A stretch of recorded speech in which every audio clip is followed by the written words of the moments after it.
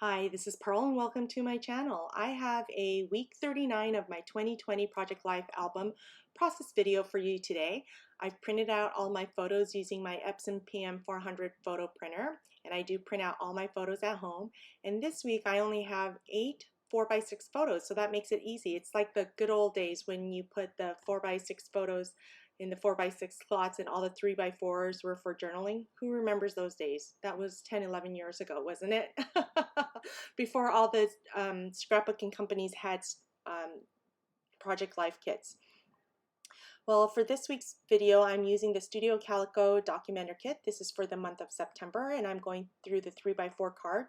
I know where I want to do the journaling and where I need to have filler cards. So I'm trying to balance the cards out by color as well, so it goes almost evenly throughout the layout as well. So I'm going through the 3x4 cards. And once I do that, I will go ahead and start working on the layout. I do end up moving things around. I don't want too much white right next to each other, so I'm going to look for something to break up the 2 white cards on the left-hand side. And then I'm going to put another card there, but it still looks like too much white. So I am going to end up changing that so that there's more yellow in the kit or on the layout as well. So I take that rainbow one out and I'm going to use the yellow library card.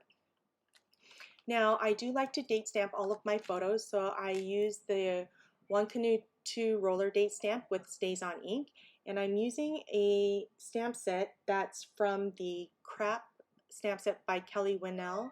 If it's still available, I will go ahead and link it down below.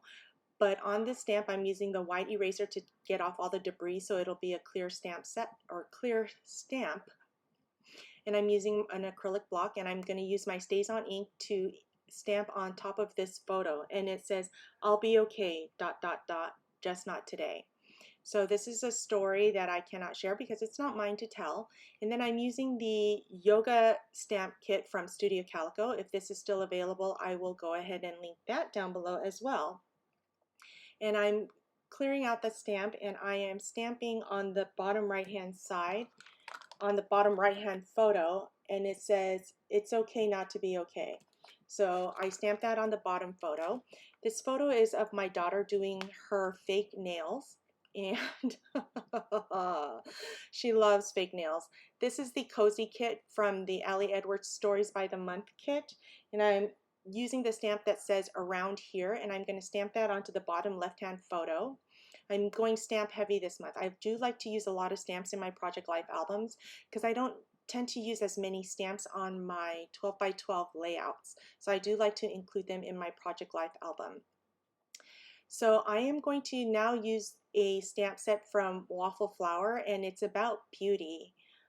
And if I find that, I will link that down below. But I am taking the stamp that says "Splurge," and I'm going to use that and stamp that onto the yellow library card before I do my journaling. And put that on there. And I do have a beauty YouTube channel, so that is why I purchased this particular stamp set.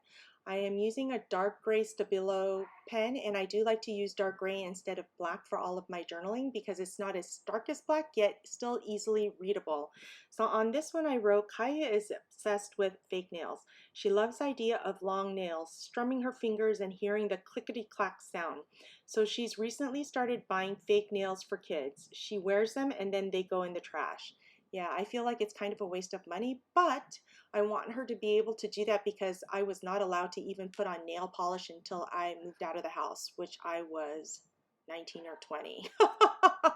I grew up in a very conservative household. So I'm trying not to go all the way to the other side, but I'm trying to be a little more lenient and letting my daughter use the fake nails while she's at home. I don't let her wear them out of the house. So I do journal that on the yellow card. Then I'm going to make another journaling card, the one on the left, and it says "Notes from Today."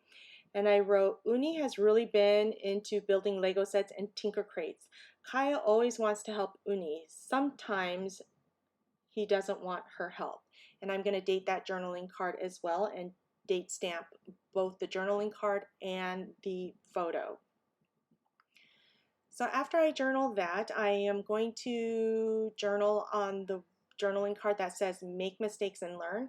And I think that is such a great lesson for the kids to learn, especially when they're young, so that they don't think they are always going to succeed at everything that they do. Like I try to explain to them that, you know, a lot of these successful people failed 1,000 times before they found the one thing that made them very successful. So every time you fail, you just learn from it, because it's not really failing, it's learning from your mistakes and picking up your bootstraps and going again.